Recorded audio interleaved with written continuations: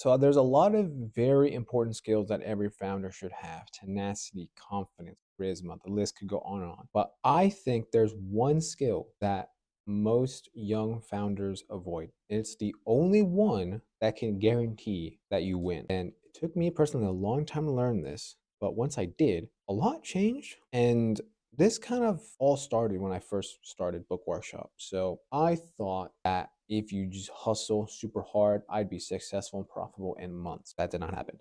It took 5 years, 4 or 5 years, give or take. And, I tried a whole lot, new ideas, strategies, projects. Nothing really worked in the manner that I've defined success, where I would like to have enough profit left over to pay off, like bills and such. 'Cause at this point, I'm now a solo guy.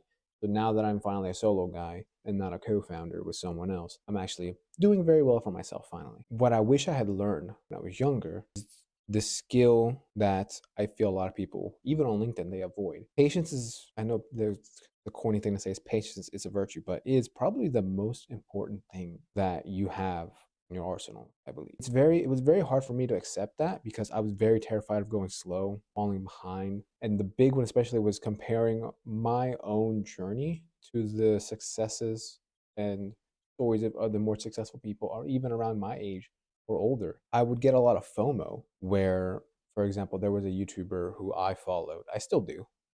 Was making like 10K a month. At the time I just started, I'm like, oh fuck, man, this is bullshit. I want to get to that point. So I made a lot of rash decisions. I made a lot of pivots that I really shouldn't have. A good example would be where I didn't properly research wholesale books and how volatile they were. And we sunk $2,000 into that. And not only did we lose that $2,000 investment and barely make anything out of it, we had to pay Amazon $1,000 just to remove it all. It was a very tough lesson.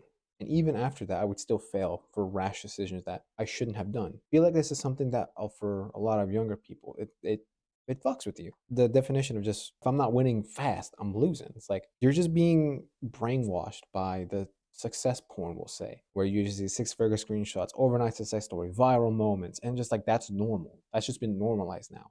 Like if you're not hitting 10 mil impressions in a day, you're fucking trash. 5K profit, get the shit out of here. 6K minimum. Or dude, was in a fucking audience of like 20,000 people. You were in an audience of 2,000. Get that shit out of here. It's like you're glorifying stuff that is not where you're at right now. You're starting, or you're maybe a year in. Can't expect year 8 results in the first year. That's not how it works. It's just that makes no sense. And this especially hit me when my co-founder and I decided to separate. So he does his own thing, I do my own thing. I realized that everything that I had learned in the past 5 years kind of all led up to this moment where now, as I'm recording this today on the 19th, I went to a sale, today a library sale that was, it was 5,000 books, nothing crazy. And I walked out with around 65 units that equated to around $700 in profit, which is just very standard and normal for me in terms of how much I can get, which just kind of shows like everything that I learned in those 5 years. If I tried to squeeze that into 1 year, it